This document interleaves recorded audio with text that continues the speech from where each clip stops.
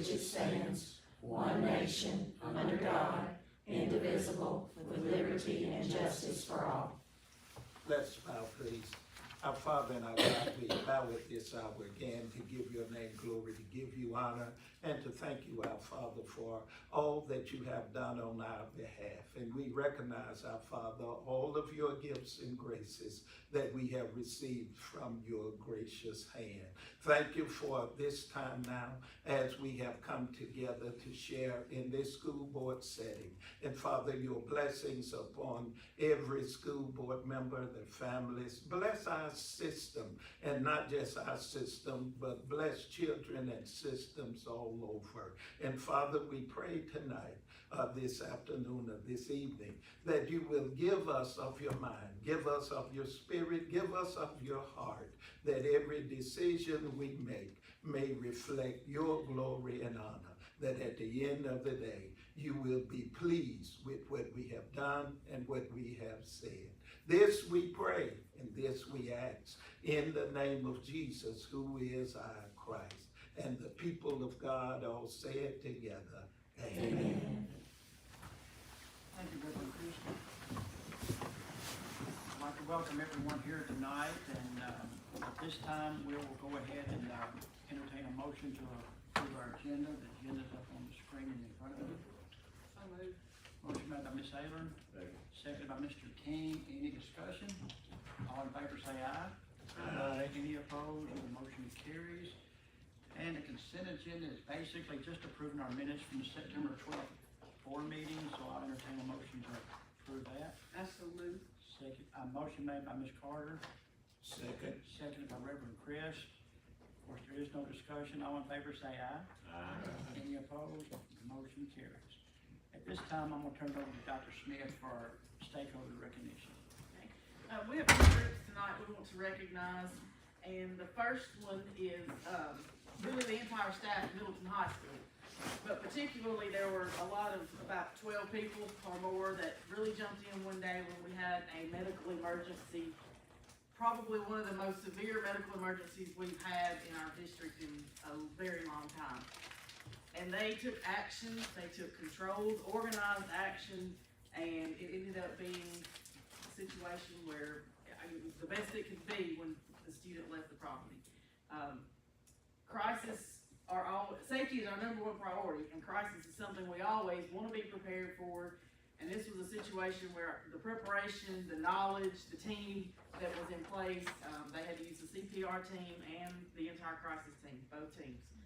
So they came to action, they knew what they were doing, it happened pretty flawlessly.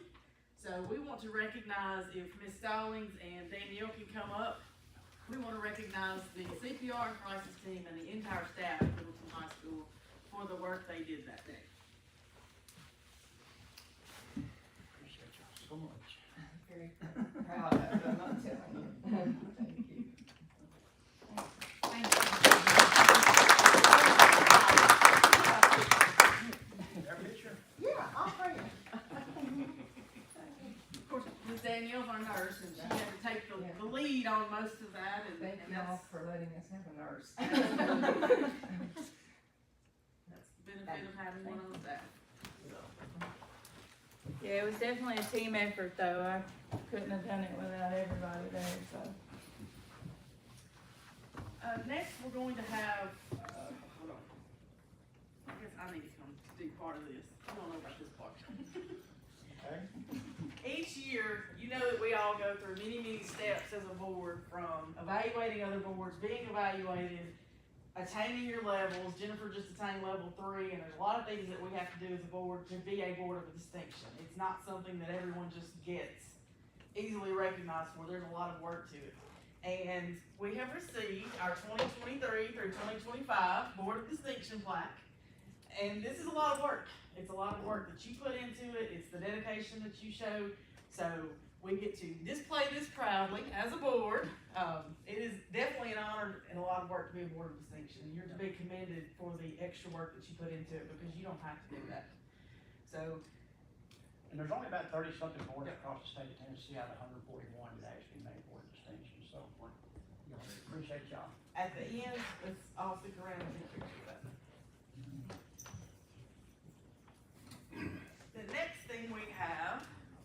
is special recognition of 2 teachers in the district that have attained tenure. Many years ago, you just had to work for us for 3 years and you attained tenure. It is no longer that way. There's a lot of work, it's a 5-year process, but more importantly, they have to demonstrate success over 2 consecutive years at high performance levels. And we have 2 teachers that have done that, Miss Laisha Hobbs and Miss Shanna Glover. So, Miss Gina and Laisha, if you wanna come up, we'll do yours first. But this is a big milestone and a huge achievement, and we're proud of the work that you 2 have put into it. Thank you. So, Okay.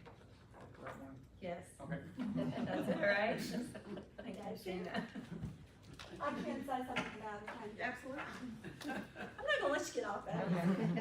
One thing I can say about this lady is every day she comes in, she is full throttle from the time she enters the building till the time she leaves the building.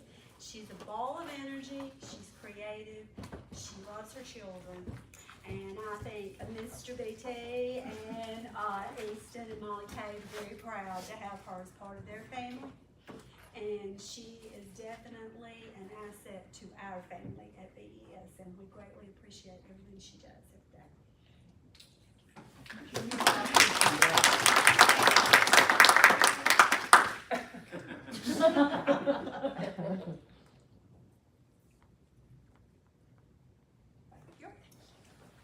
Ms. Glover.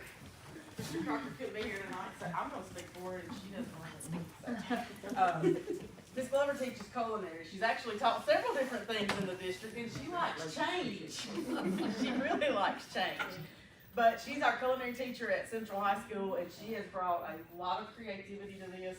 When we got the food trailer, I thought they're going to run backwards and be like, "You have lost your mind." She embraces, she's like, "Oh, I have all kinds of ideas." So she brings an enthusiasm. The culinary program, how many kids? It's huge. 82 kids in the culinary program. So, and they did safe certifications last year. She's been on top of it, and definitely tenure and performance level shows. So we thank you for everything.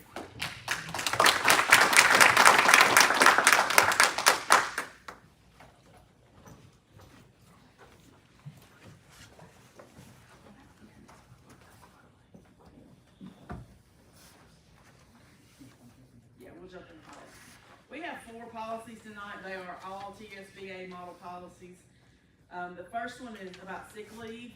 This one actually had not been updated since 2000, so we had found some other things we were looking at and came up on this one and wanted to make sure we were within the policy. If you look in your packet, you can see what has been struck out there. And a lot of it's just been reworded. It's not necessarily a huge change. The biggest difference is that they earn 1 day of sick leave each month employed during the school year. They can accumulate. Documentation from a physician may be required. That's just a rewording piece in there. The biggest part has to do with on this one, all these run together. Hang on just a second.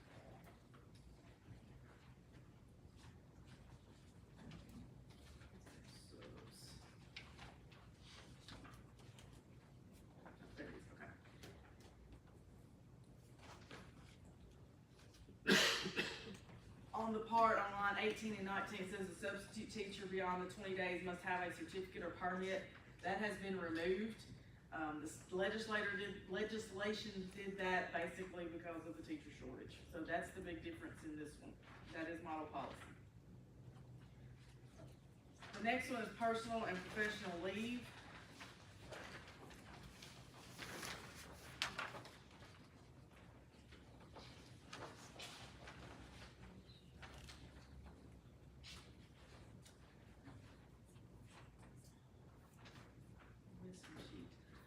The difference in it is at the end, it said that certified employees could be granted leave to serve on boards of commission when the state appointment is made by the governor or the General Assembly.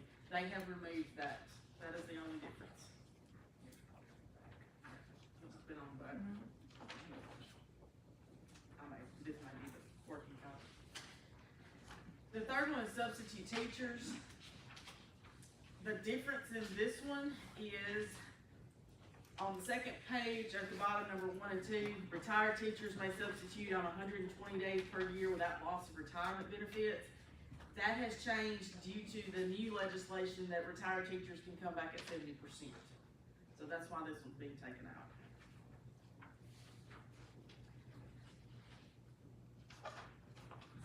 And the last one has to do with school volunteers. This one is changed in, the fact that it says that volunteer programs aren't necessarily automatically endorsed, and that background investigations are required of those who serve in volunteer programs. It says that director of schools shall develop procedures that require the appropriate background checks for volunteers. Wording difference recommended by TSBA. So a lot of those are minor wording changes except for that retired teacher one. But we're just getting these up to date with TSBA policy.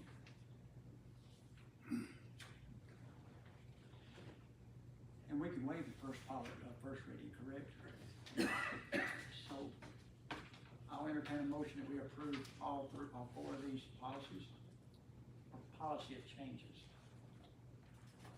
I so move. Motion made by Ms. Carter, seconded by Mr. Ross. Any discussion or questions on any of those 4? Just a few wording changes, basically. All in favor, say aye. Aye. Any opposed? Motion carries.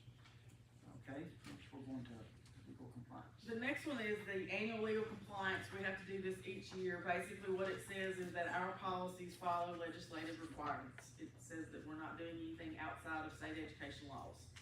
But this is something that the board does have to vote on and approve. I'll make a motion, we approve it. Have a second? Second. Seconded by Reverend Chris. Any discussion? All in favor, say aye. Aye. Any opposed? Motion carries. The next one is it's new and it's been a very interesting project to tackle. This is the TISA accountability report template. The legislation in TISA requires a lot of transparency. There's gonna be a lot of attachments. We've been talking for a year about how important coding was and things like that to make sure budgetary items were coded in the right spot so that their data report at the end would come out correctly. What this did was they took it another step and they basically, we have a district improvement plan that we have to submit each year. Now they made us make a TISA accountability report. And what they did is they said we had to create 5 goals that tied to student performance or academics. They wouldn't let us tie it to anything. And basically set goals for 5 years of how TISA funds are going to connect to these particular goals. This is in the Google Drive. It's about 30 pages, but what I've made here is a summary report. It shows the 5 goals. The first goal was a requirement by the state that 40% of students will score proficient on the 3rd grade TCAP by 2030. Statement 2, we're going to decrease the number of students requiring Tier 3 in grades K2 by 25%. Number 3, the district will decrease the percent of students requiring adequate growth on 4th grade TCAP to be promoted by 25%. Number 4, we'll continue to enhance multiple areas within the scope of college and career readiness. That's dual enrollment, certifications, keeping those courses up and keeping the enrollments we have in them right now. And number 5, to increase the ACT composite score of the district. At the bottom, I list each year what our goal percentage steps and numbers are for each year, and then the action steps of what we intend to do to get there. This is, again, it's a very lengthy document. We've completed it. This is a summary of it, but the board does have to approve it. We had to obtain public feedback on this as well. It was on the website. The full report was on the website from October 2nd through October 16th. We had a Google form link where people could send feedback back, and we did not receive any. So the board does have to approve our TISA accountability report. Do they have to approve the goals you set, or do They will. They asked that the boards approve it first. Now we'll send it to them and see what they send back. We have been working with our regional consultant on this because quite honestly, there were things in my mind that fiscally applied to other areas, not just student performance, because there's things that we have to make sure are in place before we can even tackle academics. We sent that in and they said, no, it has to be directly related to student performance, so we went back and put this in place. So basically the major focus is on 3rd and 4th grade, and it's not saying that's the only grades, because pre-K and every grade in between leads up to there, and then the high school piece of it, every other grade leads up to that. So we've kind of got 2 end goals, but it encompasses K-12. Can we lose any funding from TISA, or through the TISA funding if we don't reach our? I don't know. No? I don't know. Speaking of which, we have been talking about the TISA guidelines for what, a year and a half? They finally came out, what, 2 weeks ago? 3? About 3 weeks ago. It's October. So, we're just doing what they're telling us to do on this. These are goals that do directly align with our district improvement plan. So, it's goals, they're achievable, and they're needed. That is some of the areas that we need to focus on, because when you focus on 3rd and 4th grade, you look at everybody. When you focus on high school, you look at middle school. So, ACT was something we definitely needed to improve and increase. It's gonna be a working document, but as far as funding attachments later, I don't know. We'll have to see if they approve it first. Do I have a motion, we approve the TISA about accountability? Motion by Ms. Abram, second by Ms. Boterford. Any discussion? Did I get that right? Okay. They said it at the same time. Any discussion on those? All in favor say aye. Aye. Any opposed? Motion carries.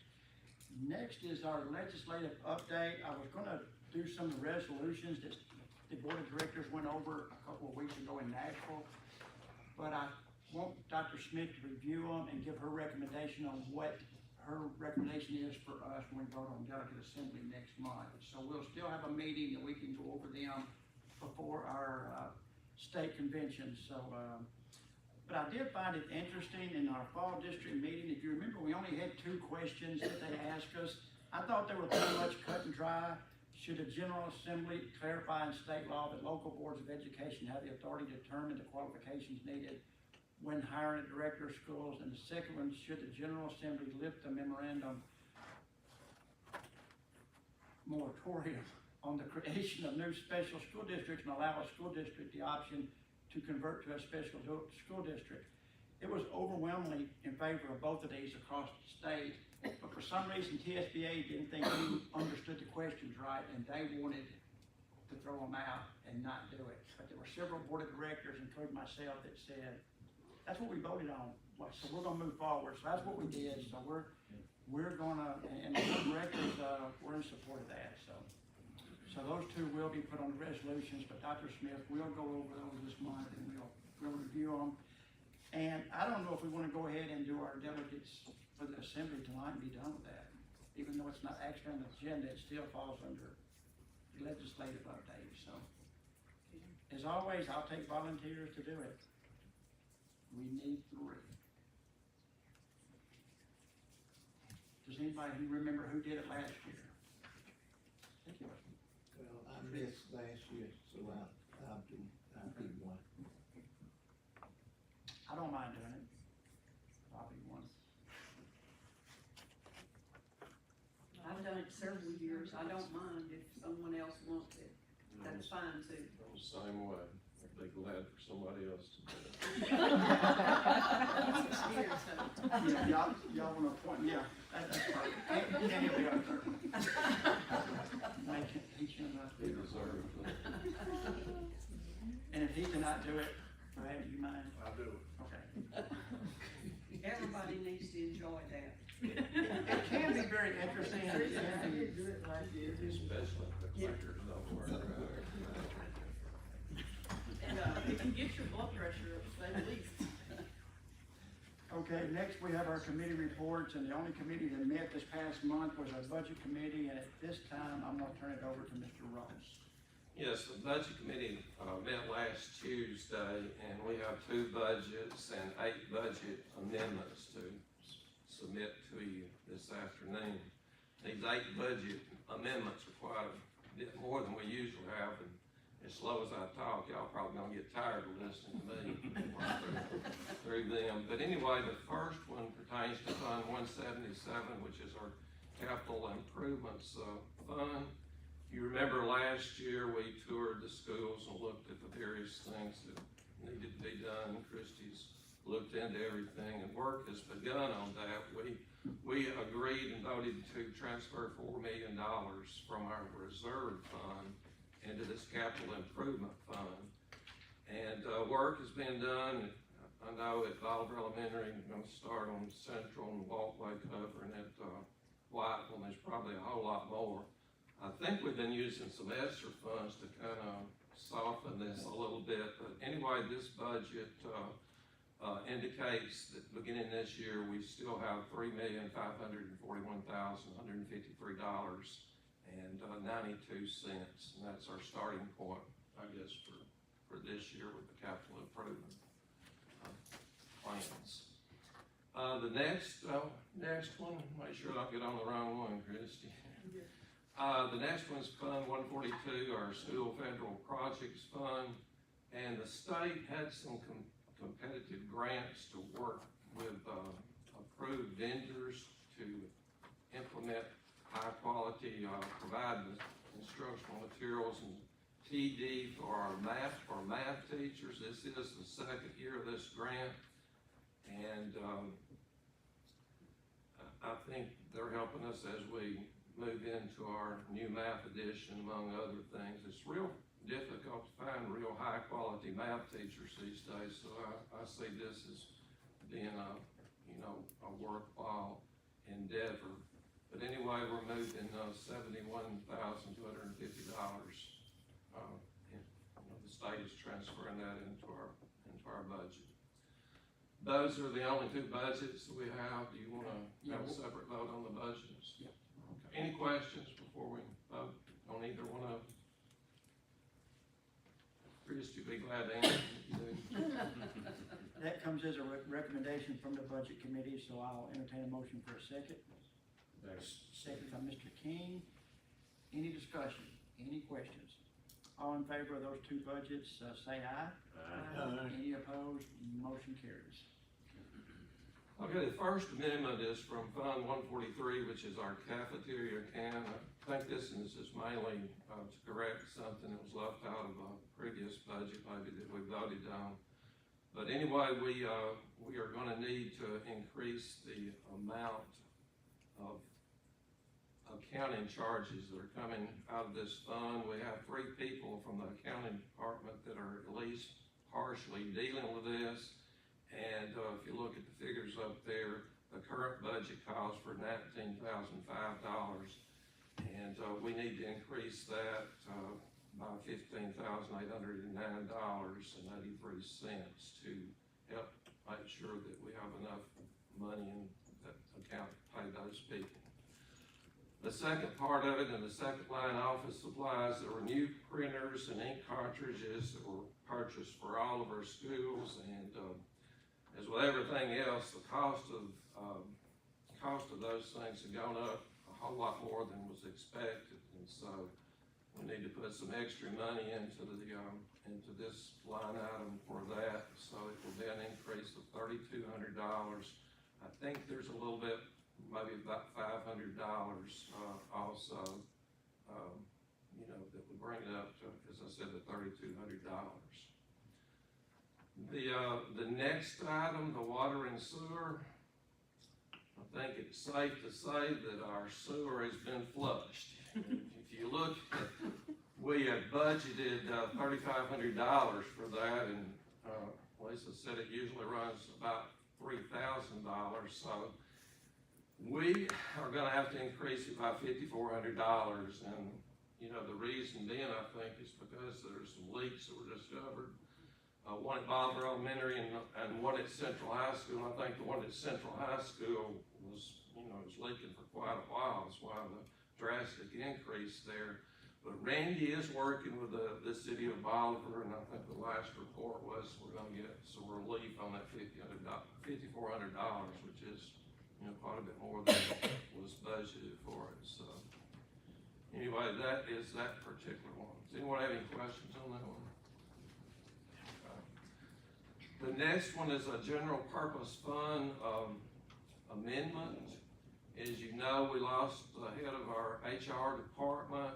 The bulk of this, and the first line item there is to pay out the remaining part of what we owed her. I think some of it even encompasses part of the first month of this school year. That with benefits, and also to provide what is needed for the people that are, being budgeted out of this, that are taking her place. So it represents about a $20,000, $849.50 increase. That's basically what that is for. The next one also, Fund 141, is from our general purpose school fund. This one kind of hits me in the head. This concerns our pre-K program. And I was here when pre-K first started, and if there was any department up here that had all the money they needed and then some, it was pre-K. Monica Shaw has been our director that the whole time. She had a lot of friends up here in this office when pre-K started, because she had a lot of money and everybody was trying to talk her out of part of her pre-K money. But anyway, like everything else, things have gone up. Monica's got her doctor's degree. I wish she was here for me to say that to her, causing us problems. But seriously, the people in pre-K, they don't tend to leave, so their salaries have gone up. Everything's gone up, but what? The allocation from the state, like everything else. So the allocation from the state stayed the same. Our expenses, salaries, basically, has gone up, and so now the decision has been made that we're going to have to take half of Monica's salary out of the general purpose fund. Is that correct? So that's what that is for. That and the benefits and everything totals about an increase of $494.70. So pre-K is no longer pulling its own weight and helping with some other things.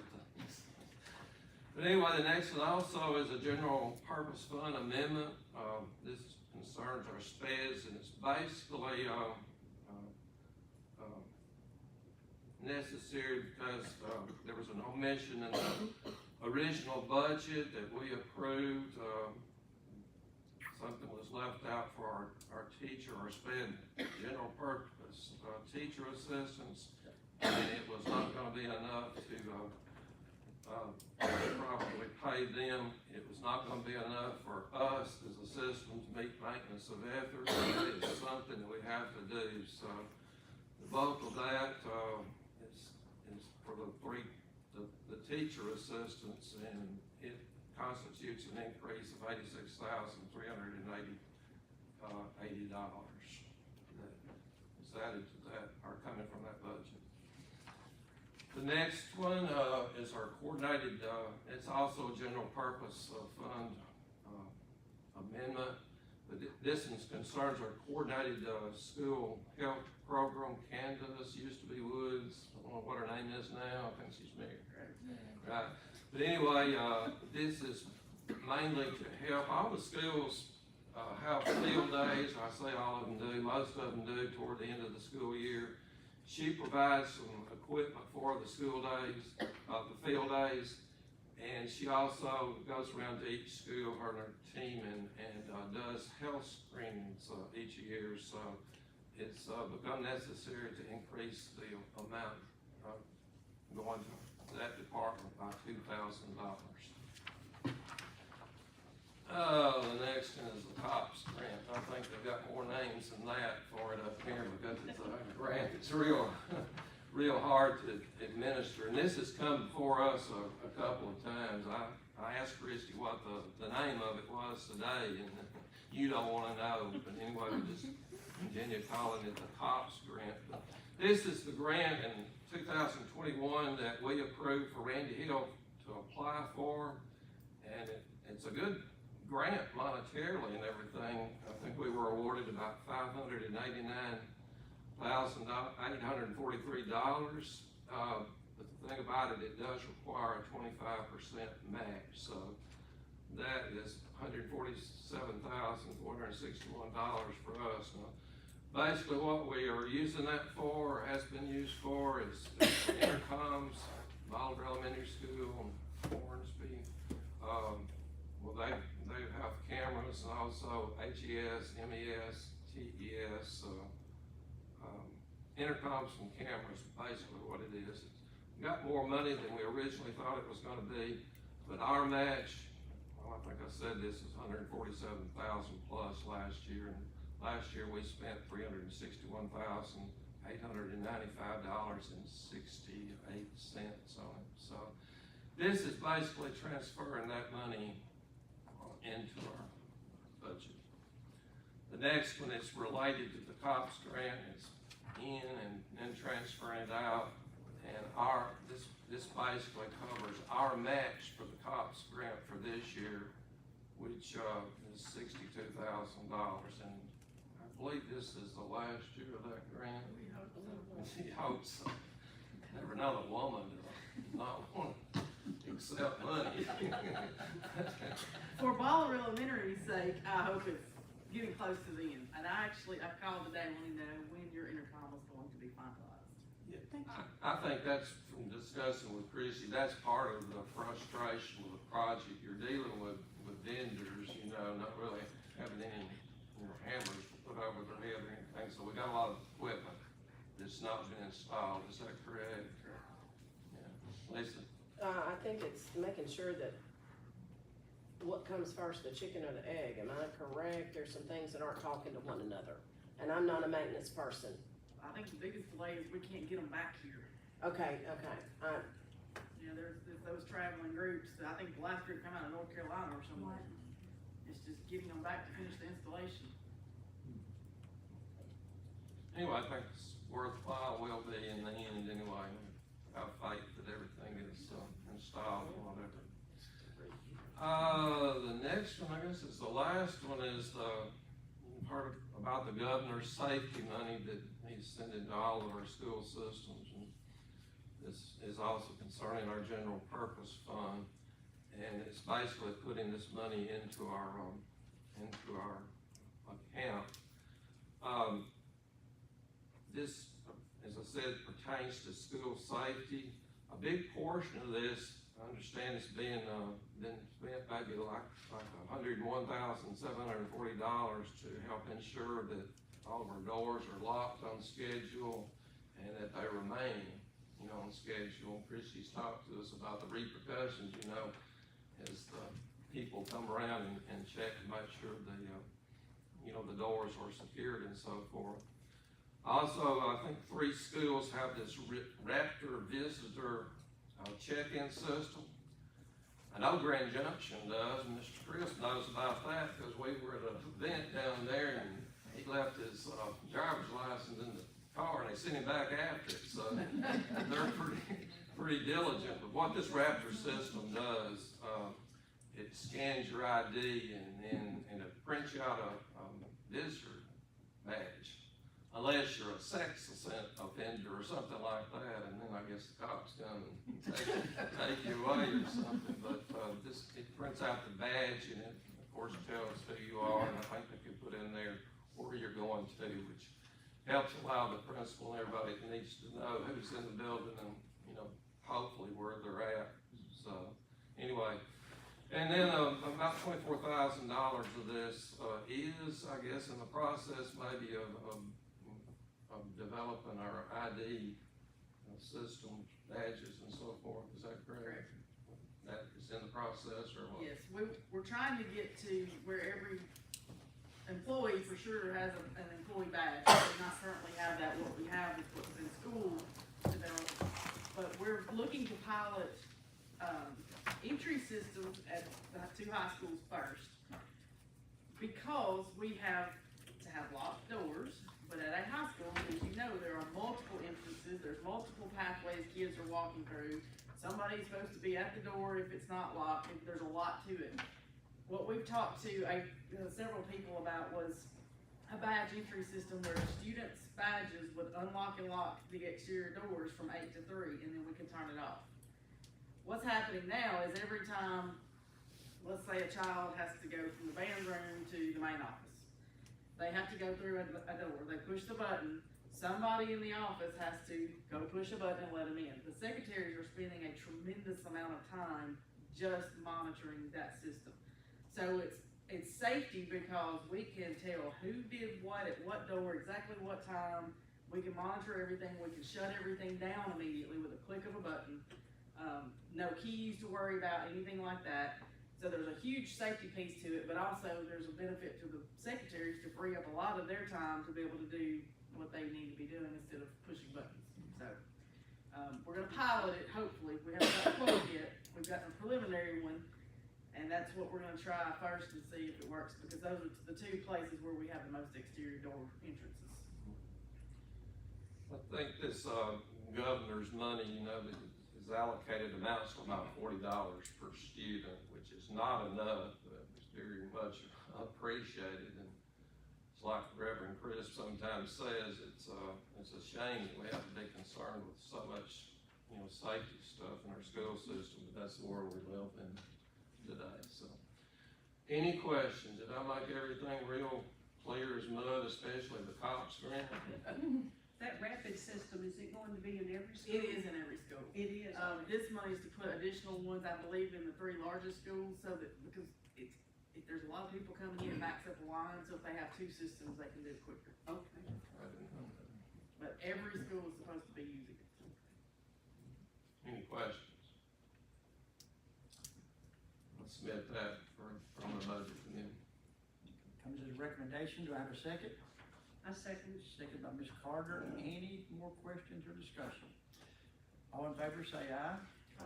Any opposed? Motion carries. And 3 of those, by the way, have got to go before the county commission, I believe. So, but Mr. Ross, thank you very much for that report. This time, I guess we'll turn the meeting over to Dr. Smith for her director's report. I'm gonna put these up here every month because I'm still so excited and so proud of all the work that went in across the district to make that happen.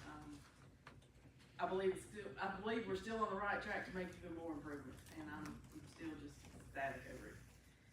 Also, always a reminder, the Hardeman County Community Health Center has the school health clinic at Bolivar Elementary. It's available to all students and all employees.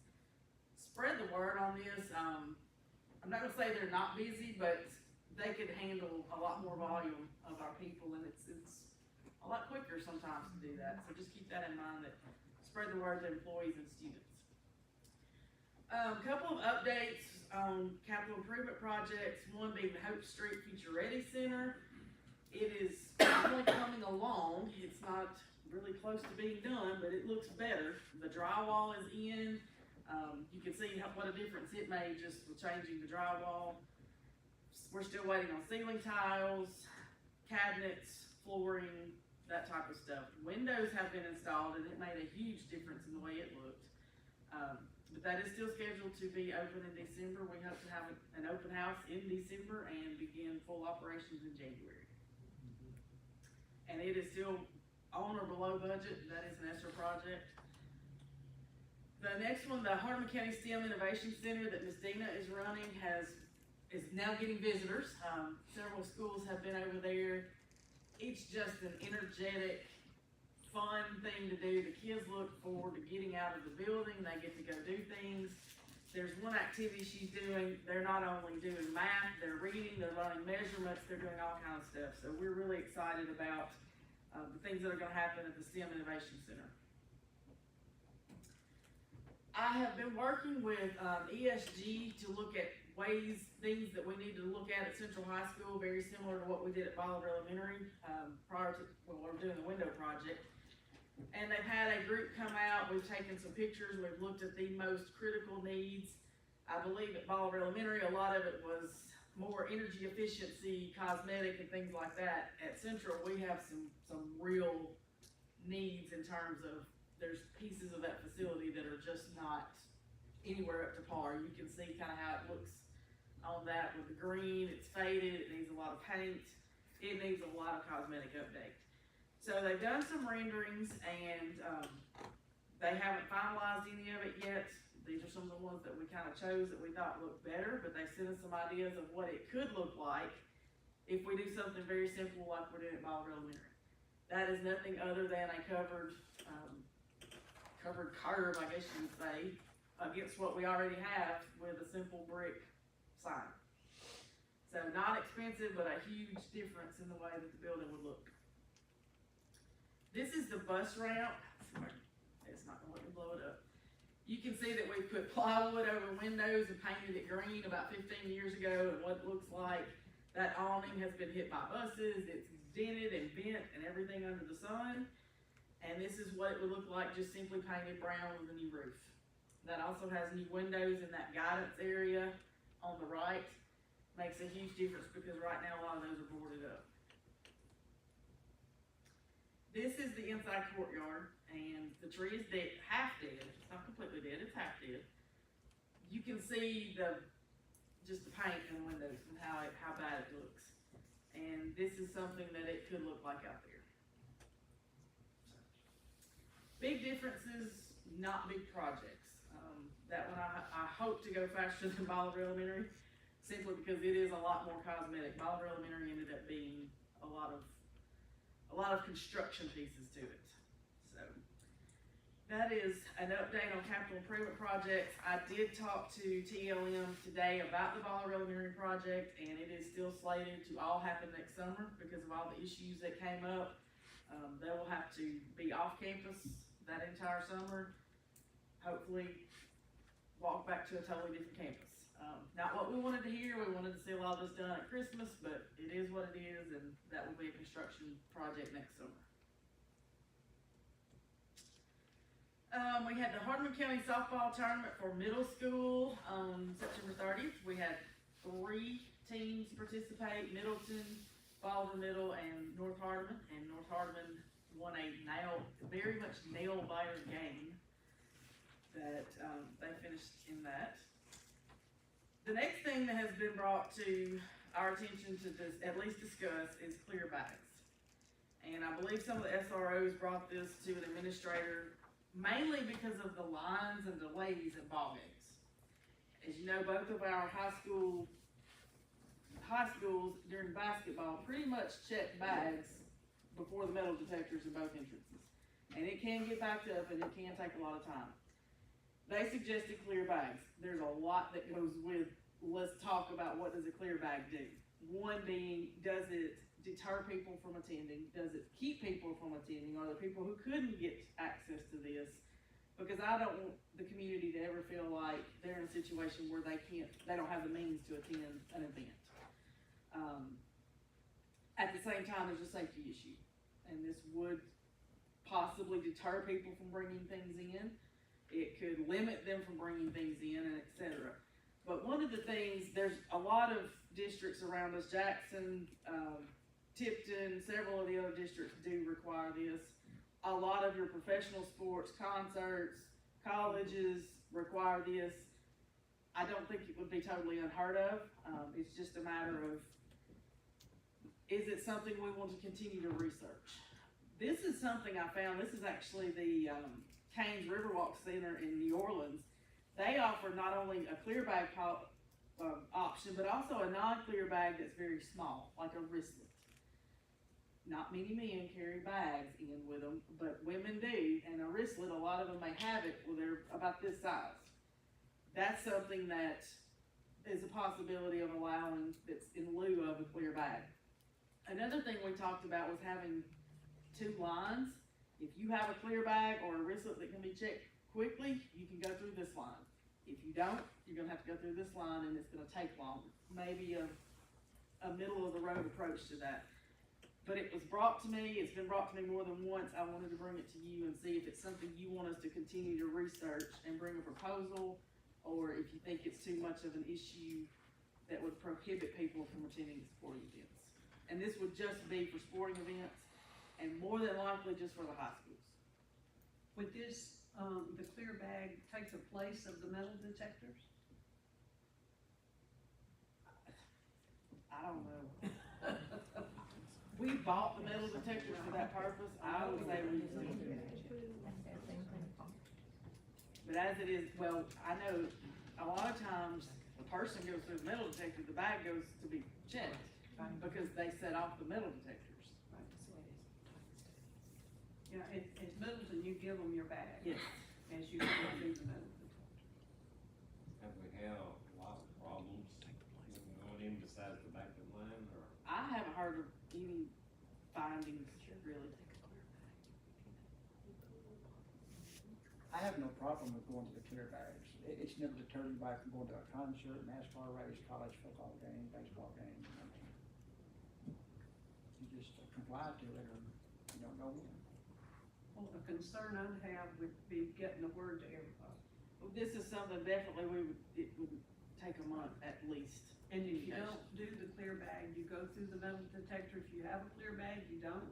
See, I don't know. That's kind of an option, that's an option to require clear bag only, or get some options.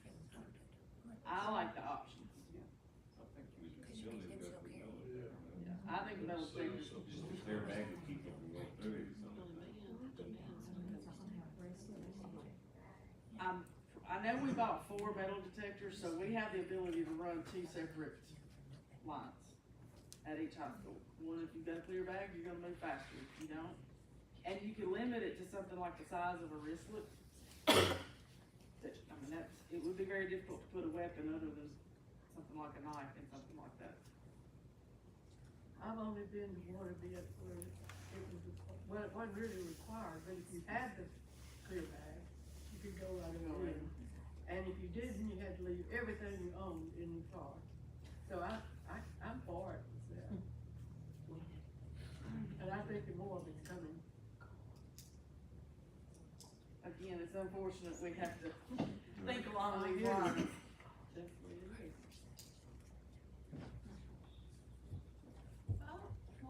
What about the non-clear bag? I mean, at Tennessee football games, you've gotta have a clear bag regardless, whether it's a little one or a big one. And that's an option too, is just I it's mean- clear or you don't take it.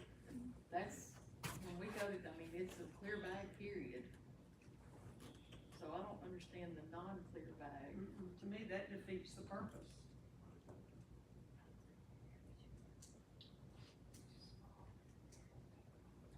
I just wanted to throw some options out there before we spend a lot of time putting together anything to look at. So do we wanna look at just a clear bag? We'll do some research on this and look at a lot of different options and other policies and procedures and see how they do it. I know when other districts do it before a game, they send it to the other districts. Even I get them, so that everybody knows that this is the way it is. And after the first year, it'll become a little more norm, but there'll be growing pains the first few weeks. So we will get that done. Ginger left just in time for me to put her up here on the screen. Bolivar Elementary's had 2 students placed in the Forest Festival Art Contest. They've got some solar systems going on. They went to the homecoming parade, and I'm really not sure what Ginger's doing. But she's dressed up with a speaker, so it looked like a lot of fun. September 21st. No. That's what she did that for. The Middleton Elementary had the football team on homecoming day go greet the elementary students as they came in.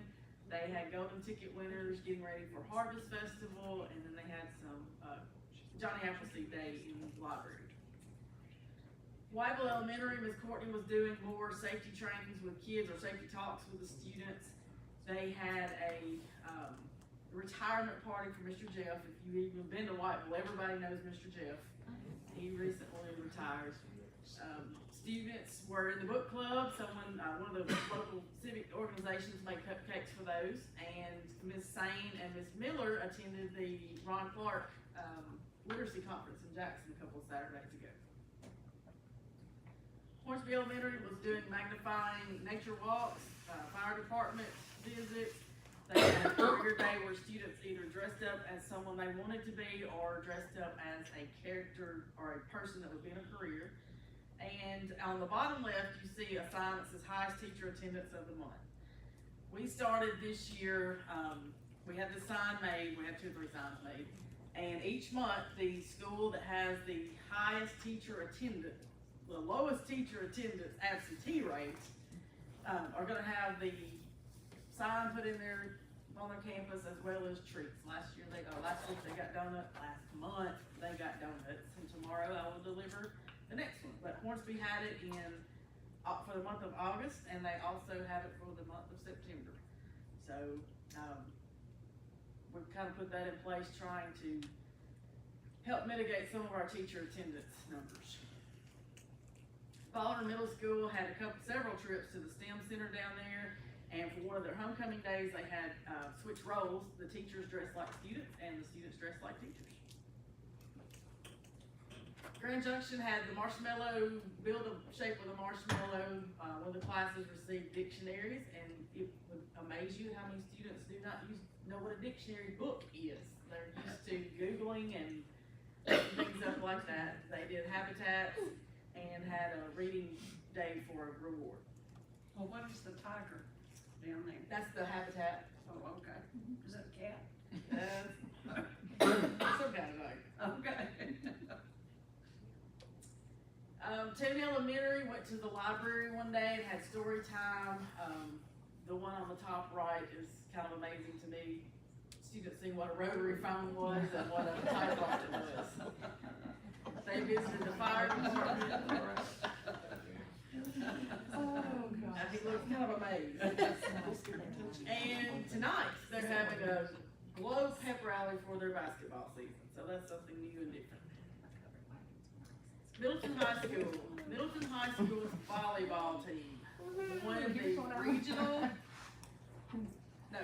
Regional Won the regional champs. And barely missed getting to go to state this year. But they did a great job, and they're a relatively young team, I think. We have 2 seniors. But they did really good, had a great season. I wasn't gonna ask them to all spend their Thursday night come up here, but we do wanna recognize them. They had football, homecoming, had a parade, a lot of good things. Unfortunately, they didn't get the W that night, but they had a good time that day. And they also, had 100% completion status for the 2024 Tennessee Promise applications. They're already at 100%. And that's so that any child who wishes to go post-secondary has that opportunity, whether they take it or not, they're set up and ready to go. So. Central High School, last year, we've never had education courses at either one of our high schools. We tried it last year, it wasn't a huge success. We tried it again this year, we're not gonna give up.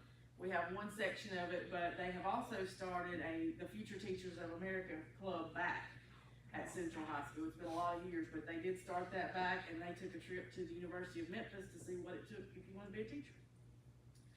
The bottom left, on the day of homecoming, we had a big celebration over there for their level 5. They had a concert by Caleb Mentor. It was he has a great testimony. If you look him up, he did a great job with the students. Teachers danced. It was a lot of fun, wasn't it, Ms. Glover?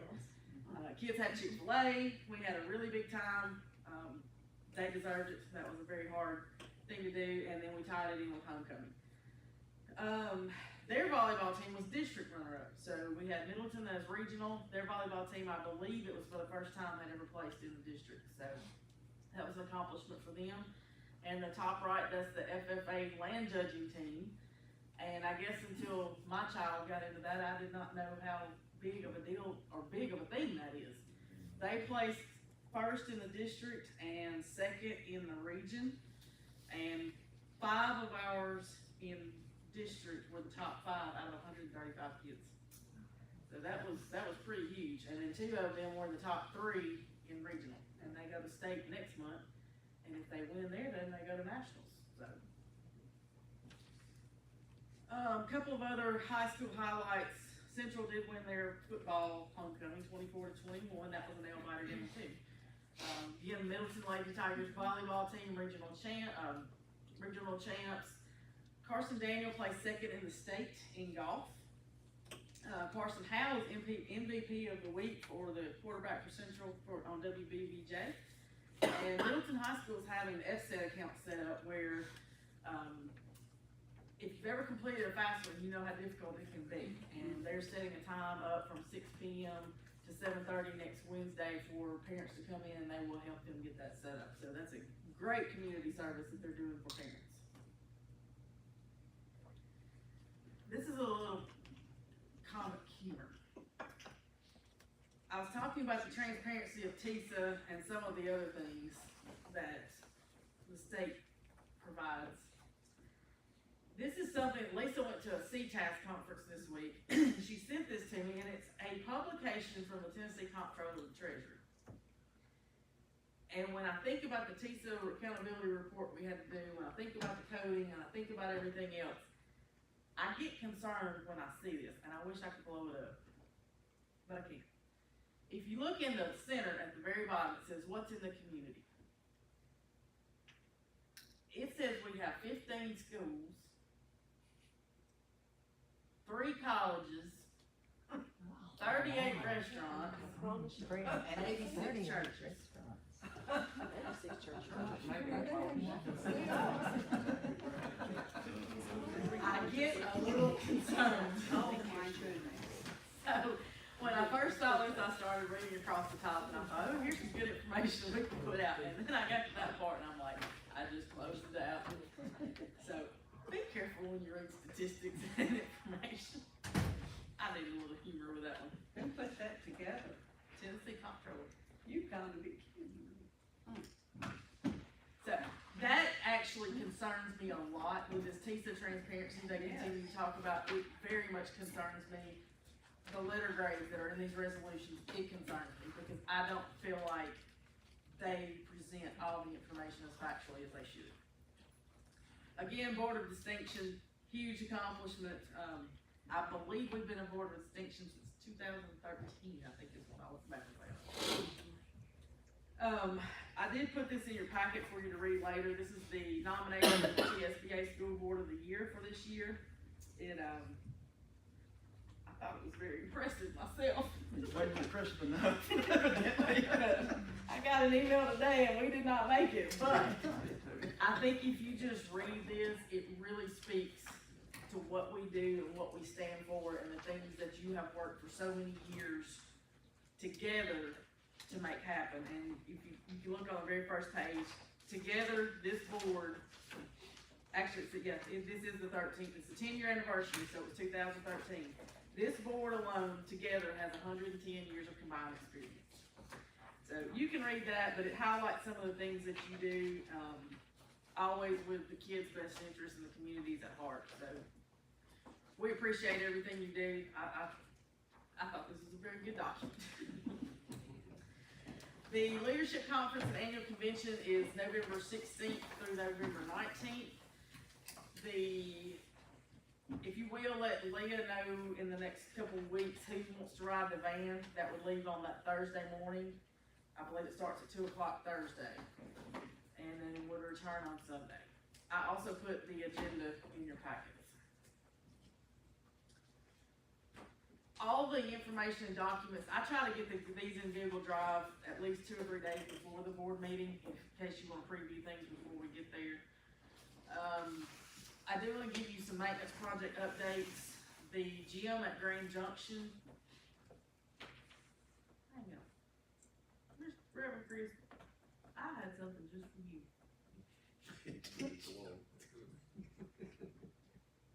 Where is it? It's not in here. I didn't see that. Must be a walkway. It is a walkway. It is complete. It made such a huge difference. What they did was they went, if y'all remember, it had about that much on the inside of each. They extended the concrete and then they raised all the concrete 6 inches in most places, 4 in some of the higher ones. It now looks like an interior hallway. Wow. If you get a chance, I will send y'all pictures. They're on my phone. Okay. Nobody's mentioned that to me. Well, they haven't called me and said thank you either. They haven't. Well, thank you. You're welcome. It actually took several brains, because everything everybody came up with, they said that's not gonna fix it all, and it may not fix it on a very, very heavy rain. But that was the best thing to do, was to just raise it completely up and get it off that surface level. They came in last week and it took them pretty much all the fall break, cause that's when we had to do it, to pour more concrete on the inside of a walkway. But it is done. We've got some outside things to finish, some little places to fill in, but other than that, that one is done. Thank you, You're Madam Director, thank you. Grand I'm Junction. going back tomorrow and look at it. Go, yeah. Okay. Yeah, it looks really good. And take your driver's license. Yes, you need to go. Yeah, it's okay, good ear.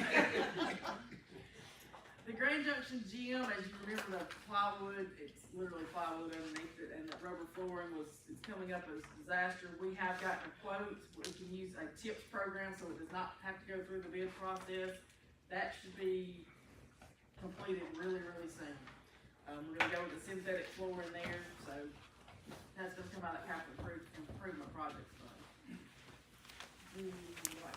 Two restrooms. As I told you, we had a really significant, we had a line blow in there completely. They had to shut it off, tear it out. All the plumbing was redone last week during fall break. Because of basketball and things like that, that's their only restroom for the most part for basketball season. We're gonna wait until Christmas break, redo those bathrooms completely. But that odor was coming from inside the walls and under the floors, and that has been torn out and fixed. That's good news. That is good news. Middleton Elementary, the gym roof has been replaced, and the walkway over to there.